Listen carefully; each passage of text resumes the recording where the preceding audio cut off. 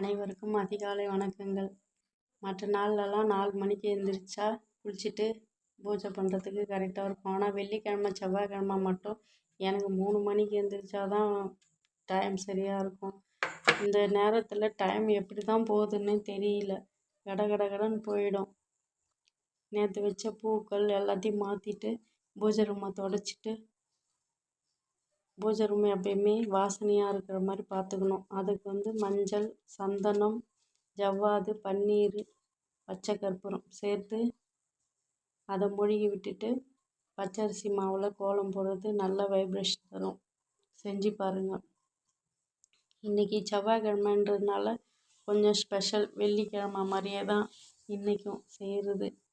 அதனால் இன்றைக்கி எல்லாத்தையும் செய்கிறதுக்குள்ளே மணி 4:15 ஆகிடுச்சு. அதுக்கப்புறம் பிரபஞ்சத்திற்கு தீபம் போட்டுட்டு ஓம் சாட்டிங் ஒரு 10 நிமிஷம் சொல்லுவேன். அதுக்கப்புறம் வேல்மாறல், கந்த சஷ்டி கவசம் சொல்லிவிட்டு மணி 5:10க்கு மேலே துளசி மரத்தில் போயிட்டு மஞ்சள் குங்குமம் வச்சுட்டு, இன்றைக்கி செவ்வாய்க்கிழமைன்றதுனால மஞ்சள் குங்குமம் வச்சுட்டு கோலம் போட்டுட்டு தீபம் ஏற்றியாச்சு. அதுக்கப்புறம் இன்றைக்கி செவ்வாய் ஓரன்றதுனால முருகப்பெருமானுக்கு வேலும் முருகப்பெருமானுடைய சிலையும் வச்சு அபிஷேகம் செஞ்சுட்டு இன்றைக்கி செவ்வாய் ஓரையை நல்லபடியாக முடிச்சாச்சு.